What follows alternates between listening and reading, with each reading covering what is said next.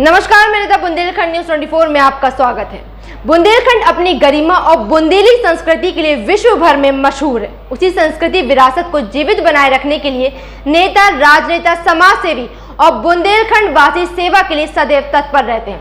ऐसे ही राजनेताओं से रूबरू कराने के लिए बुंदेलखंड न्यूज 24 ने एक कार्यक्रम की शुरुआत की है, जिसका नाम है टॉप लीडर्स ऑफ बुंदेलखंड, जिसमें हम अभी तक कई लीडर्स से मुलाकात करा चुके हैं और उसी कड़ी को आगे बढ़ाते हुए आज आपको रूबरू कराएंगे संजीव श्रृंग ऋषि जी से, जो बीजेपी के सक्रिय राजनेता हैं और जिला जालौन के प्रभारी हैं। खास बात यह है कि ये राम मंदिर निर्माण में महत्वपूर्ण भूमिका रखते हैं। देखिए रवि प्रजापति और चंचल राय की उनसे ये खास मुलाकात। नमस्कार, मैं चंचल राय, बुंदेलखंड न्यूज 24 में आपका स्वागत है। जैसा कि आप जानते हैं कि बुंदेलखंड न्यूज 24 एक सीरीज चला रहा है जिसका नाम है टॉप लीडर्स ऑफ बुंदेलखंड। आज हम उसी कड़ी को आगे बढ़ाने के लिए आपकी मुलाकात संजीव श्रृंग ऋषि जी से करवा रहे हैं, जो कि भारतीय जनता पार्टी के जालौन के प्रभारी हैं। आइए उनसे आपकी मुलाकात करवाते हैं।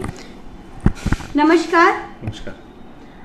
क्या आप हमारे दर्शकों को ये बताना चाहेंगे कि आपको राजनीति की प्रेरणा कहाँ से मिली? देखिए चंचल जी, हमको राजनीति की प्रेरणा सन 1992 से, जिस समय बाबरी मस्जिद को ढाया गया था, भगवान राम के मंदिर पर जो बाबरी मस्जिद अयोध्या में बनी थी, उसका एक बहुत बड़ा आंदोलन चल रहा था। झांसी में लगभग 2 से 3 लाख लोग झांसी में रुके हुए थे और उनकी सेवा का काम हमको मिला था। उस समय हम उनकी सेवा का काम कर रहे थे। जगह जगह स्कूलों में लोग रुके हुए थे, इतनी भीड़ झांसी में थी और उस समय उनको भोजन प्रदान करना, उनके रहने की व्यवस्था करना, उनके सोने की व्यवस्था करना, ये सारी चीज़ हमारे साथ बहुत सारे लोग इसमें लगे हुए थे। तब मुझे लगा कि ये राजनीति में हमको आना चाहिए और वास्तव में एक सेवा का कार्य जो राजनीति का होता है वो हमको करना चाहिए। तब से मुझे ये प्रेरणा मिली है। लगभग कितने साल हो गए आपको सक्रिय राजनीति में? लगभग सक्रिय राजनीति में हमको लगभग 23 साल हो गए हैं लगभग। आपने अपना राजनीतिक जीवन कैसे और कब से चालू किया था? देखिए, भारतीय जनता पार्टी में हम सब लोग बहुत शुरुआत से हैं। जब उम्र हमारी लगभग 18-19 या 20 साल रहे होंगे, उस समय से हम लोग बूथ पर काम करते थे। जहाँ वोट डलता है वहाँ बूथ पर अंदर बैठते थे और वोट जो डालता उसको टिक करते थे, यानी बूथ संयोजक का काम हमने किया। उसके बाद आगे चलकर हम बूथ के अध्यक्ष बन गए और उसके बाद अपने वार्ड के अध्यक्ष बने। उसके बाद हम लगभग 95 में मंडल के, शहर मंडल के उपाध्यक्ष बने, 97-95। इसके बाद हमारा काम निरंतर चलता रहा और 2006 में हम भारतीय जनता पार्टी के ज़िले के मंत्री बने। लगातार पार्टी के लिए काम करते रहे। फिर आगे चलकर 2007-08 में हम भारतीय जनता पार्टी के ज़िले के प्रवक्ता बने और उसके बाद 2009 में हम भारतीय जनता पार्टी के ज़िले के महामंत्री बने और उसके बाद 2012 में भारतीय जनता पार्टी के जिलाध्यक्ष बने और 2015 में हम भारतीय जनता पार्टी जो बुंदेलखंड क्षेत्र है जिसमें 17 जिले आते हैं उसके हम मंत्री बने। फिर हम उसके उपाध्यक्ष बने और आज हम वर्तमान में जालौन जिले के प्रभारी हैं। झांसी जिला हमारा गृह जनपद है और जालौन जिले के हम भारतीय जनता पार्टी के प्रभारी हैं। आपके मन में भारतीय जनता पार्टी को ही ज्वाइन करने का ख्याल क्यों आया? देखिए, जैसा कि मैंने बताया कि 1992 में राम मंदिर को बनाने में भारतीय जनता पार्टी की जो मुहिम चल रही थी, लाल कृष्ण आडवाणी जी एक रथ यात्रा लेकर के अयोध्या तक जाने वाले थे। उससे प्रेरित होकर के लोग कि उनकी जो भारतीय जनता पार्टी की कार्यशैली है, एक हिंदुत्व को लेकर के और जन समस्याओं को निराकरण के लिए और देश, राष्ट्रभक्त और राष्ट्र की भक्ति के लिए ये पार्टी काम करती है। इसलिए मुझसे उससे जुड़ने का हमने प्रयास किया। आगामी चुनाव में आपकी क्या भूमिका रहने वाली है? देखिए, आगामी 2022 के चुनाव में, क्योंकि मैं जालौन जिले का प्रभारी हूँ और मुझे लगता है कि जिस प्रकार से 5 साल योगी जी ने चलाए हैं, ये उनके ऐतिहासिक 5 वर्ष हैं। साथ मिला मोदी जी का, और मोदी जी ने बहुत सहयोग करके उत्तर प्रदेश को जो विकास की ओर लेके गए हैं। निश्चित रूप से ये हम बात कह सकते हैं कि जो 5 वर्षों में जो काम हुआ है वो पिछले कई वर्षों में काम नहीं हुआ है। 5 वर्ष पहले इस उत्तर प्रदेश में जंगल राज था, उस जंगल राज से योगी जी राम राज्य की तरफ इस प्रदेश को लेके गए हैं। तो निश्चित रूप से आने वाले 2022 के चुनाव में भारतीय जनता पार्टी की सरकार और बड़े बहुमत से बनने वाली है। कोरोना काल में आपकी क्या भूमिका रही है? कोरोना काल में हम लोगों ने जो भी उस समय जब लॉकडाउन लगाया गया, झांसी एक हब बन गया था लोगों के रुकने का, तो लाखों लोग झांसी में यहाँ से परिवर्तित हुए, झांसी आए। झांसी से मध्य प्रदेश जाना है, राजस्थान जाना है, चाहे महाराष्ट्र से लोग आए हों, चाहे दिल्ली से लोग आए हों। तो झांसी जाने के बाद उनको जो हम सब लोगों ने सेवा की है, उनको किट बांटी, हम लोगों ने उनको चप्पल पैरों में नहीं थी वो दिया, भोजन दिया। ये केवल और केवल भारतीय जनता पार्टी के लोगों ने किया। आपने देखा होगा उस समय कोरोना में जिस समय लोग डर रहे थे, यानी खिड़की से हाथ निकालने के आदमी तैयार नहीं था, उस समय भारतीय जनता पार्टी की हम सब लोग कार्यकर्ता जनता की सेवा में लगे थे। हम लोगों को डर नहीं था। लेकिन आपने देखा होगा उस समय ना तो कांग्रेस के कोई लोग दिखाई देते थे, ना समाजवादी पार्टी के लोग दिखाई देते, ना बीएसपी के लोग दिखाई देते तो केवल भारतीय जनता पार्टी के, राष्ट्रीय स्वयंसेवक संघ, बजरंग दल, विश्व हिंदू परिषद, ये लोग जान की परवाह किए बिना जनता की सेवा में लगे हुए थे। ये यथार्थ है, ये आपको भी जानकारी इस बात की होगी।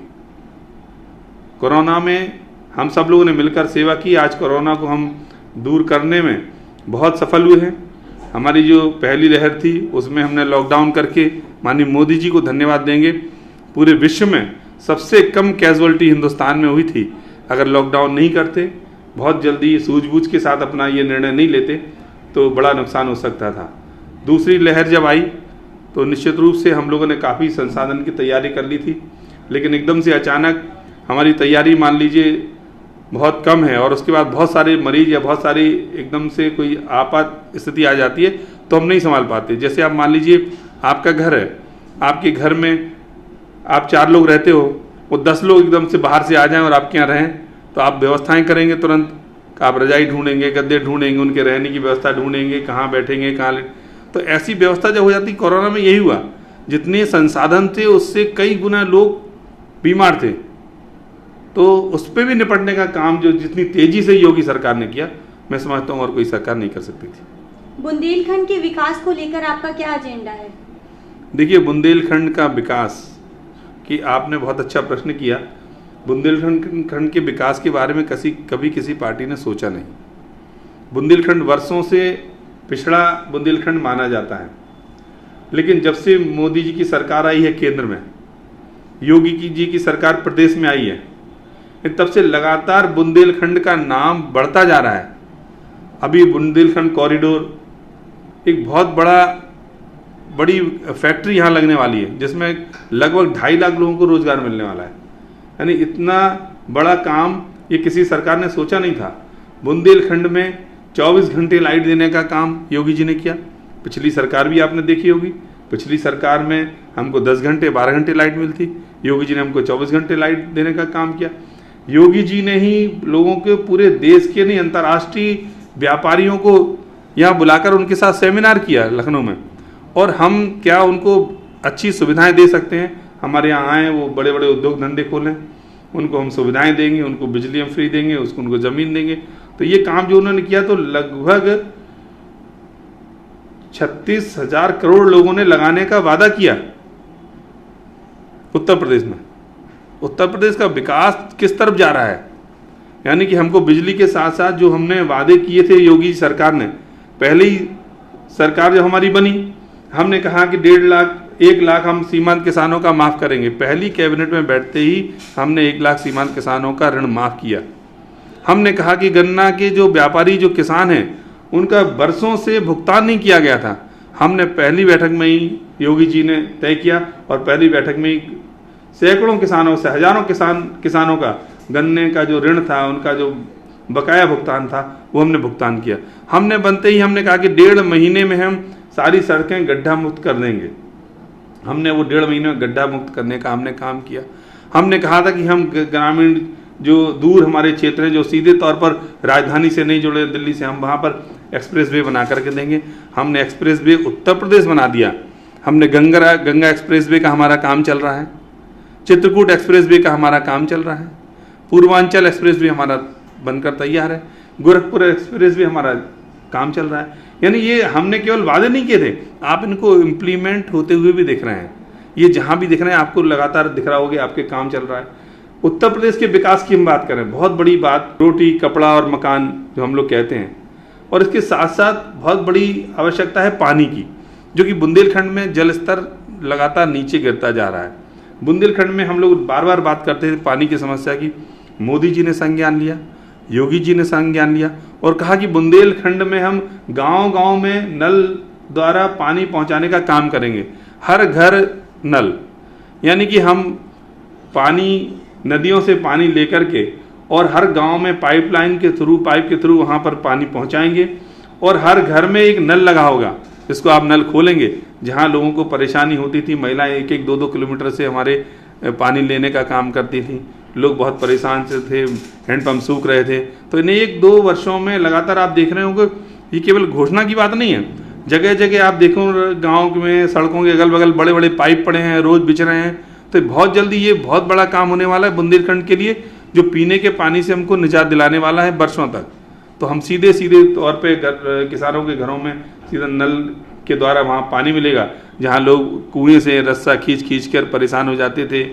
आज हम कह सकते हैं वो टोंटी खोलेंगे और उनको पानी मिलेगा। तो बड़ा काम योगी सरकार ने किया है।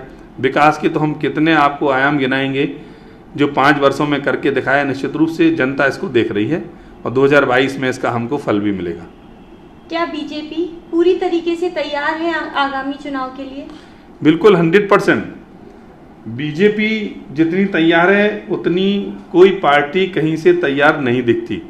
बीजेपी ने इतनी बड़ी लाइन खींच दी है कि उस लाइन तक पहुंचने का मुझे आसपास तो कोई दिख नहीं रहा है। जिस प्रकार से हम लोगों ने विकास के काम किए हैं, आज विकल्प के रूप में ना समाजवादी पार्टी कहीं दिखती है, ना बीएसपी कहीं दिखती है, क्योंकि इनकी सरकारों में लोगों ने देखा है। उन्होंने देखा जब बीएसपी की सरकार आती है तो एक जाति का भला होता है, समाजवादी पार्टी की सरकार आती है तो एक जाति का भला होता है, जब भारतीय जनता पार्टी की सरकार आती है तो सर्व जाति का भला होता है। लोगों ने इसको देखा जब दोनों की सरकारें रहीं, सपा की सरकार देखी, बसपा की सरकार देखी, उन दोनों की सरकार देखते हुए बाद में भारतीय जनता पार्टी की 2017 में सरकार बनाई और सारे मापदंड तोड़ते हुए, ना जाति का बंधन, ना धर्म का बंधन, हर जाति का वोट हमको मिला। बैकवर्ड जाति का वोट जो लोग अनर्गल बातें करके ले जाते थे, आज हम दावे के साथ कह सकते हैं सारा वोट हमको मिला है, सवर्णों का वोट हमको मिला है। यानी हमने जब सर्व समाज के लिए बात की है, हमने सर्व समाज के नेता हमारे पास है, समान भागीदारी की हमने बात कही है, सर्व समाज की भागीदारी भारतीय जनता पार्टी में, और भारतीय जनता पार्टी उनके साथ विश्वास भी करती है और उनको आगे बढ़ाने का काम भी करती है। इसलिए लोग भारतीय जनता पार्टी से जुड़े हैं। आज हम कह सकते हैं कि पूरे देश में, उत्तर प्रदेश की बात करें तो उत्तर प्रदेश के साथ साथ पूरे देश में सबसे ज़्यादा युवा भारतीय जनता पार्टी से जुड़ रहा है। क्यों जुड़ रहा है? क्योंकि नया युवा ये चाहता है, नया युवा आज जातिवाद पसंद नहीं करता है, नया युवा वंशवाद पसंद नहीं करता है। वो नहीं चाहता है कि एक ही परिवार के लोग आगे ऊपर तक बढ़े, एक ही परिवार का मुख्यमंत्री बने, एक ही परिवार का प्रधानमंत्री बने। वो चाहते हैं कि सबको मौका मिले। तो भारतीय जनता पार्टी ऐसी पार्टी जिसमें सबको मौका मिलने वाला है।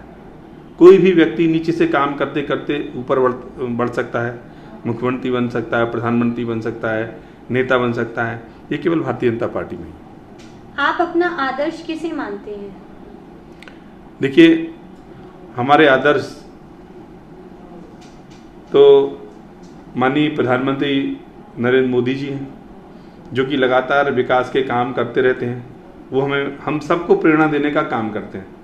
उनसे प्रेरणा लेकर के हम सबको ये विश्वास होता है कि अगर हम जन सेवा करते रहेंगे तो निश्चित रूप से देश को भी आगे बढ़ाएंगे और स्वयं की भी प्रगति होगी। तो जिस प्रकार से उनके काम करने का तरीका है मोदी जी का, यानी कोई भी योजना, कोई भी अभियान वो लेते हैं तो उस अभियान को जन सामान्य के साथ जोड़ते हैं, यानी पब्लिक को उसमें इन्वॉल्व करते हैं। उन्होंने कहा कि हम स्वच्छता अभियान गांधी जी की जयंती पर प्रारंभ करके 1.5 वर्ष में 2 वर्ष में पूरे हिंदुस्तान को स्वच्छता की ओर लेकर के जाएंगे। आज हम दावे के साथ कह सकते हैं हर व्यक्ति में जागरूकता है, लोग स्वच्छता की ओर ध्यान दे रहे हैं। हमारा मकान कैसे साफ सुथरा रहे, हमारा घर कैसे साफ सुथरा रहे, हमारे मकान के सामने कैसे साफ सुथरा रहे, हमारी कॉलोनी कैसे साफ सुथरी रहे।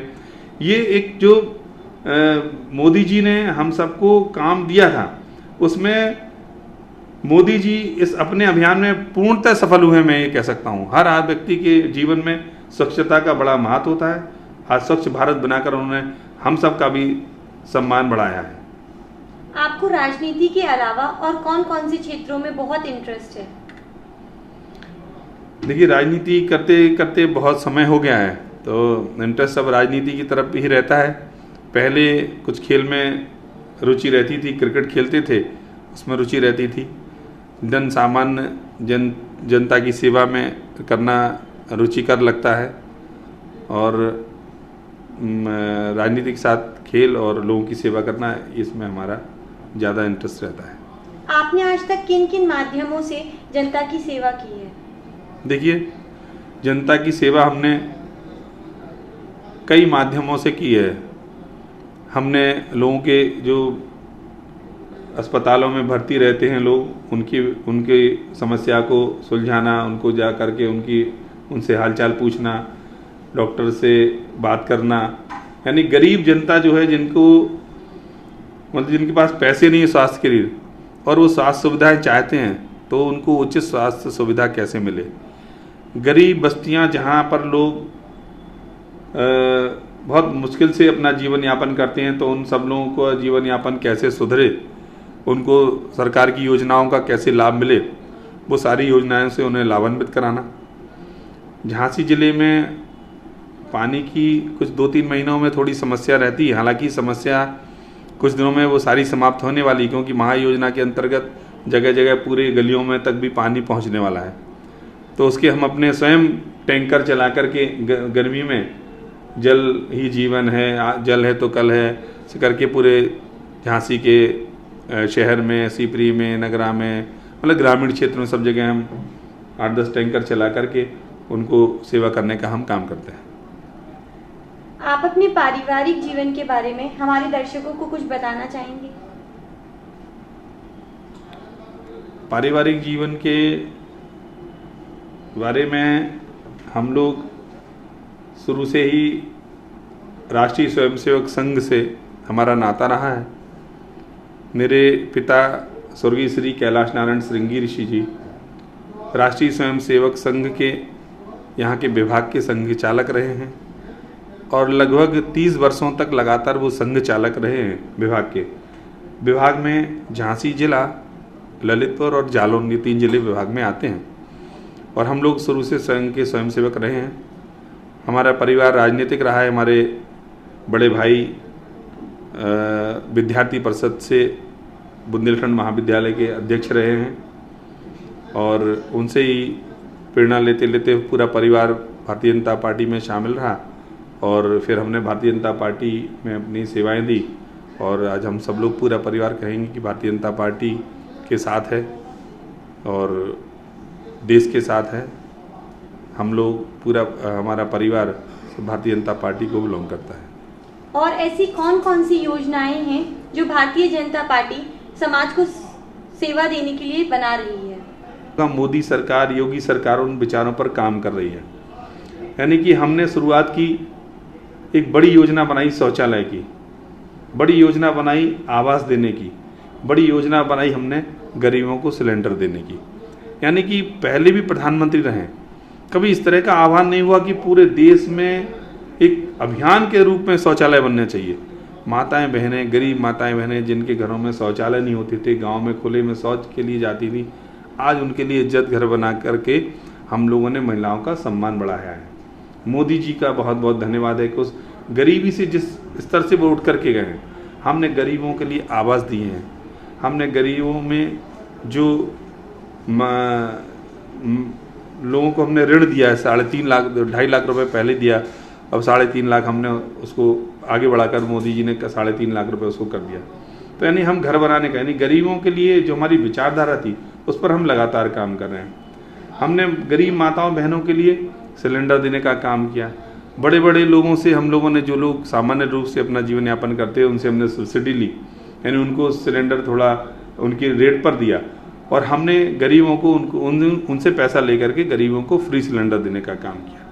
यानी कि पैसा वही है, लेकिन हम कैसे उनको लाभ दे सकें, लोगों की, जनता की सेवा हम कैसे कर सकें, कैसे ज़्यादा से ज़्यादा लोग लाभान्वित हों, कैसे कैसे गरीब का जीवन स्तर ऊपर उठे, उस पर हम लगातार काम कर रहे हैं। हमारा जो विचार है, अंतिम व्यक्ति, गरीब में भी सबसे गरीब व्यक्ति, वो कैसे आगे बढ़े, इसके विचार के साथ हम आगे बढ़ रहे हैं। तो निश्चित रूप से आप देख रहे हो पिछले 7 वर्षों में एक अमूलचूल परिवर्तन आया है पूरे देश के विकास में। वो इसी कारण से आया है क्योंकि हमने गरीब को ऊपर उठाया है और उनका विकास किया है। ऐसा कोई मैसेज जो आप हमारी बुंदेलखंड न्यूज़ 24 के चैनल से दर्शकों तक पहुंचाना चाहते हो? देखिए, बुंदेलखंड न्यूज़ चैनल को मैं धन्यवाद देता हूं। चंचल जी, आपका भी धन्यवाद करता हूं कि आपने हमको अपने इस चैनल से जोड़ा है, और निश्चित रूप से मैं आपके चैनल के माध्यम से ये कहना चाहता हूं कि अभी जो कोरोना की लहर चल रही है, इसको हम भूलें नहीं, इसको ध्यान में रखें, क्योंकि हमने इसकी जो दूसरी लहर देखी थी, निश्चित रूप से रोंगटे खड़े कर देने वाला वो दृश्य था, और हम जरा भी लापरवाही करेंगे तो हम उस ओर जा सकते हैं। हालांकि बड़ी बात यह है कि हम बार बार फिर बात करते हैं कि मोदी जी को धन्यवाद देते हैं कि उन्होंने वैक्सीनेशन इतनी तादाद में करा करके दिया है। अभी तक जो आंकड़े आए हैं, जहां जिन देशों में हमने 50% से अधिक वैक्सीनेशन कर दिया, तो वहाँ तीसरी लहर नहीं आई है। तो वो काम हम कर चुके हैं, यानी 50% हमारा, उससे ऊपर हम लोगों ने वैक्सीनेशन कर दिया है। तो मुझे नहीं लगता कि तीसरी लहर आएगी, लेकिन साइंटिस्ट और उनका कहना है, तो हमको उनकी तरफ को भी नज़रअंदाज नहीं करना चाहिए। मैं ये कहूँगा आपके सभी दर्शकों से कि थोड़ा दूरी का ध्यान रखें, 6 गज की दूरी हो, मास्क हम लोग लगा के रखें, मास्क ज़रूरी हो, सैनिटाइज़र हम लोग हाथ से करते रहें, घर जब जाएं तो हाथ धोकर अंदर जाएं, और उसके जो भी प्रयास हैं वो सारे हम बाहर भी करें और घर में भी करें। क्योंकि हम लोग अभी आपसे चैनल में बात कर रहे हैं, इसलिए मास्क लगा के तो बात नहीं कर सकते, तो हम लोग भी मास्क लगाए रहते हैं इसलिए, वरना इस चैनल में आपको दिखेगा कि आप बात तो कर रहे हैं और मास्क लगाए नहीं हैं। तो मतलब मेरा कहना है कि लोग इसके लिए जागरूक रहें और गरीब जनता की सेवा करते रहें, जितना जिससे जो बने, जिस समय भी जो बने वो ज़रूर करें, तब जाकर के हमारा देश महान बनने वाला है और हम सब लोग एक अच्छी इस देश में, स्वतंत्र भारत में हम लोग अच्छी तरह से रह रहे हैं। मैं आपकी बहुत बहुत शुक्रगुजार हूँ कि आपने अपना इतना कीमती वक्त हमारे चैनल को दिया। बहुत बहुत धन्यवाद।